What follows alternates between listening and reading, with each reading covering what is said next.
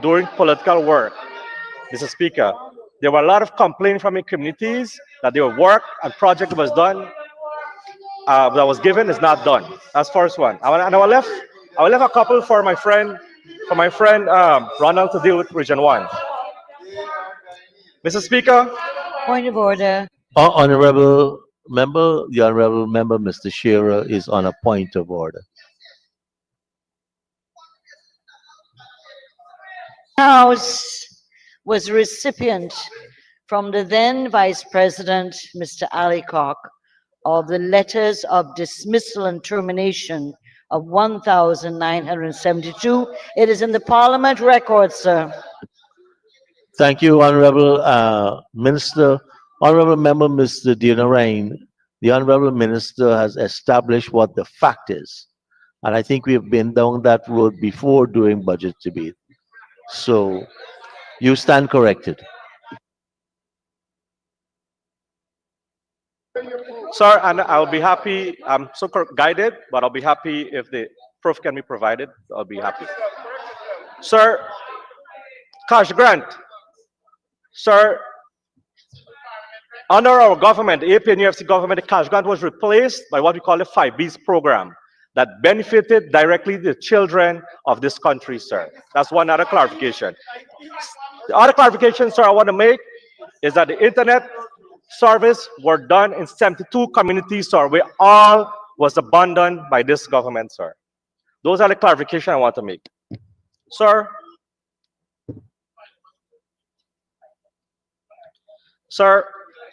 it is my duty today to address this House and the people of Guyana on Budget 2025 allocations for some critical sectors that underpin our nation's development and natural resources management, namely forestry, Guyana Geology and Mines Commissions, and the Environmental Protection Agencies. While these sectors hold immense potential, they are plagued by management issues, inadequate funding, environmental and insufficient oversight, sir. These weaknesses hindered sustainable development and deprived the people of Guyana of full benefit of their natural wealth. Today, Mr. Speaker, we are still awaiting the resumption of the Parliamentary Sectoral Committee on Natural Resources, where we have meaningful discussion with companies like Exxon and agencies like EPA.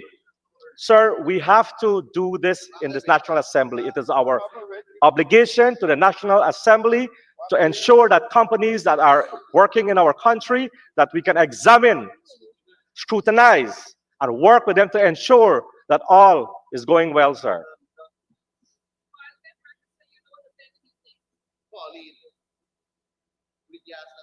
As we analyze the government budget proposal, there were several gaps existed, but I will focus my attention on the recommendation I made over the years, right in this House. The implementation as we prepare to take back government, sir. In 2020, I spoke about programs where we secured 800,000 hectares that were given to friends of the PP government that was redistributed to the Guyanese people so that the government, so when the government wants to talk ill, advise, I want to make a political statement that the AP and UFC closed by channeling and Barama companies, sir. The facts need to be checked because what we try to do, sir, is to make the playing field level. We were not allowing one company to take over the entire forestry sector, sir. What we have done is that the Barama company, they were not paying the prescribed royalties as the others were doing, sir. So we had to change that to make the playing field leveled. Sir,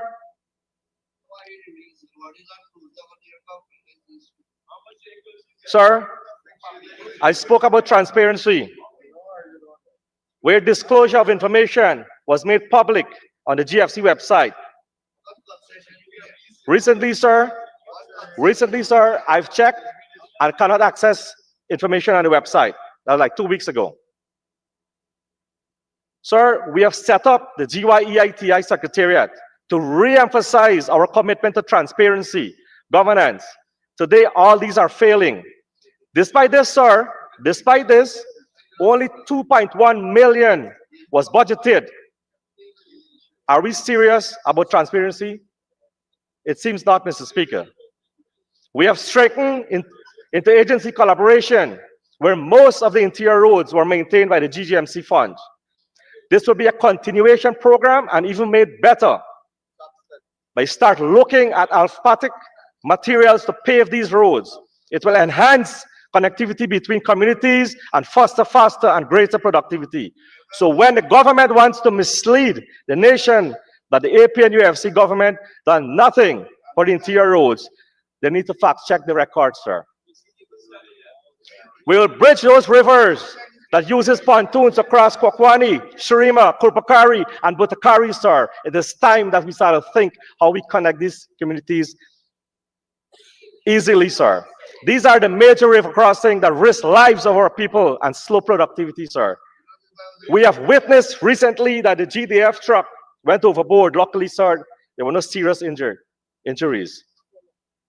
It must be noted, sir, it was under our government that communities like Letem, Aichuni, Kwakwani seen paved road for the first time without the oil money, sir. In 2021, sir, in the budget 2021, speech paragraph 4.30, it was mentioned that the Guyana Forestry Commission will be self-sufficient.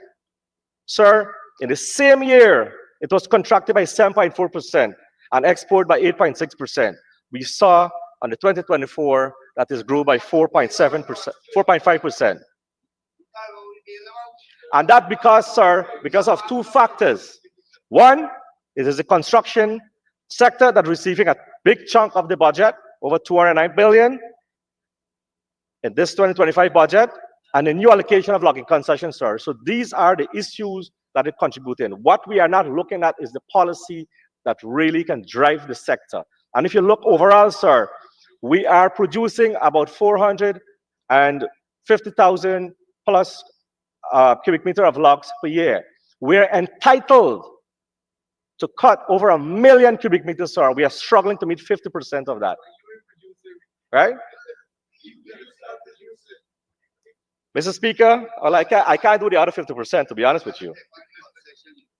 Mr. Speaker, the GFC and all those involved in the forest needs to have an opportunity to, one, improve technology, less cost access to money, increase training to access foreign markets, the creation of downstream forest products, and other forms of assistance. This is what we will do, sir. We will, as I mentioned, I recommend in 2022 that the revolving fund, it was implemented, sir, by the government, but only 11% benefited from that revolving fund, sir. The rest was disqualified because they don't have the criteria. And the purpose of that mechanism was to assist the communities and the small loggers to ensure they can access finance, sir. So that needs to be revised, not to remodel. So my honorable friend there is smiling. Yes, I know the bank is part of the criteria, but my friend there will have some recommendation to do that. Recommendations were made against, sir, as to the design and the material to use for interior roads, but nothing happened, sir. We will redesign the National Forest Inventory to benefit the stakeholders who in need, sir, because originally the design of that National Forest Inventory was to benefit the large concession holders, so that because the benefit of a National Forest Inventory would only benefit the stakeholder, but will benefit the government, and so that the government will have an understanding as to know what are the stock that is in the forest, sir. The log export policy will revise to benefit those that are exporting. We will make a one-stop shop system to ensure that ease of doing business. The red tapes are too much, sir. Mr. Speaker, in 2018, under the AP and UFC government, amendments were made to log export policy to have a third-party license to export logs that sees the volume of the lesser use species increased. And thanks to my friend that continued that program. In 2023, sir, in 2023, I made recommendation that the first tranche of the carbon credits money, that 25% should be given to the Armenian community. 25%, sir. So my honorable friend who was boasting just now about they receiving so much billions, you have to ask yourself the question if that's enough. Mr. Speaker, When I proposed the revolving fund, it was proposed to have $10 million to do this, sir. And therefore, that the other 450 operators could have benefited more to this recommendation, sir. I've recommended $3 million for the Guyana Forestry Commission so that will help in the operations. This would have enhanced operations, monitoring, providing proper living accommodations. Sir, I recently went to Ituni Forestation, and it's quite strange. It's quite strange. It's supposed to be a temporary forestation, sir, but it's there over 12 years. Sir, the state that these officers work under, is really ridiculous. Mr. Speaker, I went to Intabali Forestation, and only one ATV sir is there, sir. Therefore, that's what I recommended, $3 million to help to boost that forestry station to improve the monitoring. Sir, Mr. Speaker, the honorable member Yuchad mentioned carbon credits as a milestone for his government, and earns over $750 million, which was bought by Hess. No doubt, sir, no doubt. But my question to him is what happens to the remaining 70%? Where is he? Oh, he's not here, sir, sorry. My question, sir, what happened to the 70%? And to date, sir, my friend will probably in his speech mention the other remaining 70%. Because when we were examining the estimate here, I've told the honorable member, Mr. Vikram Bharat, that we need to remodel this carbon credit scheme. Because if you're paying for carbon credits, you must have an idea as to where you're buying this credit. And I think that was absent. Sir, we will ensure that there's an opt-in mechanism for the Amerindian communities and concession holder to benefit directly from the carbon credit scheme, sir. This is what we will do. Sir? Sir, and that's what gives me the skills, right? You only have skills when you consider these boards.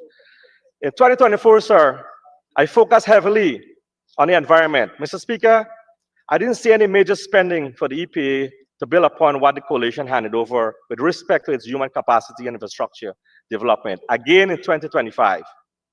Well, let me put this on record, sir. And I think the honorable member Susan Rodriguez was talking about track records. Well, let me put this on record, the PPP track record.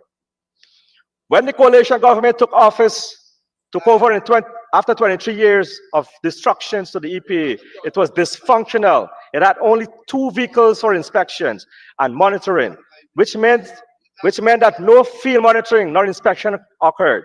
No filing system of records to even know how many permits and operation existed. Mr. Speaker, unbelievably, the coalition found that agency did not even have records of numerous operations and there were over 600 expired permits for some over 15 years.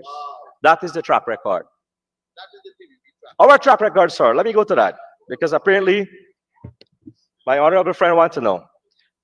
Within less than 3 years, sir, the EPA discovered over 2,000 projects existed, brought all permits and operation into compliance, had 8 brand new vehicles without a dime from the Treasury, with collection of over $150 million in fees owed from expired permits, which is called a back fees, sir.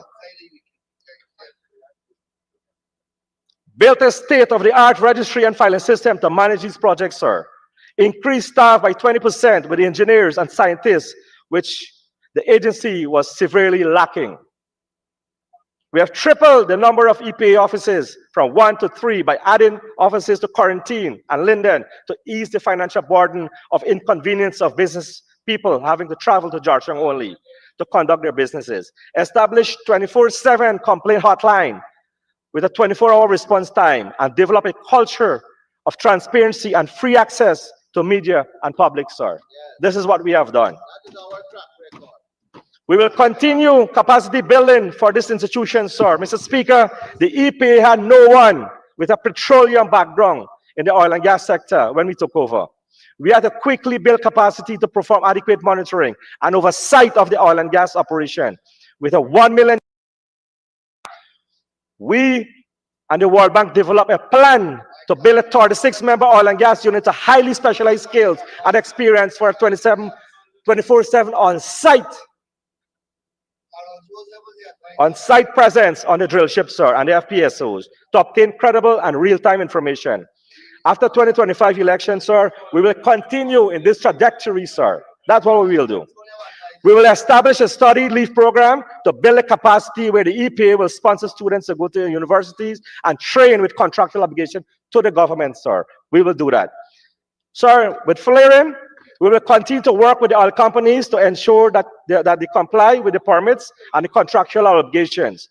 The EIAs, we will ensure that all projects that will endanger the Guyanese people are done diligently so that we can avoid what you call, sir, a pay to pollute government. The PSA, you said you will renegotiate it, not me. It's you said that. Dumping of toxic waste into the ocean, sir. We will work, Mr. Speaker. We will ensure that the public people health and the environmental comes first. We will ensure that the companies the prescribed regulations, sir. Under the full coverage liability insurance, sir. And let me put this clear. The full coverage liability is equal to the insurance plus parent company guaranteeing. Sir, my friend will probably know the formula. I don't know if you know it by now. Mr. Speaker, we will ensure what is enshrined in the permits is enforced and work with Exxon to ensure that we are on common grounds. Mr. Speaker, this has brought me to the GGMC, sir. The gold mining is a critical sector for... Before you go to that critical sector, you need an extension.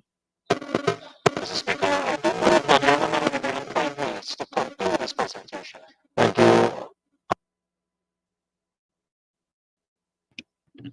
Thank you, Mr. Speaker, and thank you, my Honorable Chief Whip. Gold mining is a critical sector for the Guyanese economy, contributing significantly to the GDP and employment. However, for the past 4 years, sir, we have seen a steady decline in this gold production. And recommendations, as I proposed, sir, we will implement stricter monitoring policies on our borders. We will implement modern technologies to assess minerals for small and medium-sized gold miners. We'll engage with women miners to ensure that they cement their place in the gold mining sectors. We will explore value-added processing. Encourage the development of local facilities to refine and process gold, adding value before export, sir. We'll offer tax break and incentive for companies investing in the downstream processing. Formalization of small-scale mining. We will provide training and technical support to small-scale miners to help them formalize their operations and comply with regulations. We will create cooperatives to pool in resources and improve efficiency. Access to financing. We will establish a low-interest program or microfinance option for miners to access modern equipment and technology. We will facilitate partnership between small-scale miners and large-scale miners company to transfer knowledge and resources, sir. We will conduct resource mapping. We will expand geological surveys to identify new mining opportunities and improve planning. We will develop a national database of mineral resources. We will encourage collaboration, sir. We will partner with universities and research institutions to develop innovation in the mining techniques. We will seek information expertise to improve efficiency and sustainability. Mr. Speaker, my friend, Mr. Vikram, is saying we have done this. But yet, Mr. Speaker, I mentioned that there's a steady decline in the gold production in this country, sir. So therefore, sir, I put all these recommendations that we will do to ensure that we can improve this sector that is critical for our country's development, sir. I thank you very much. Thank you very much, Honorable Member. And now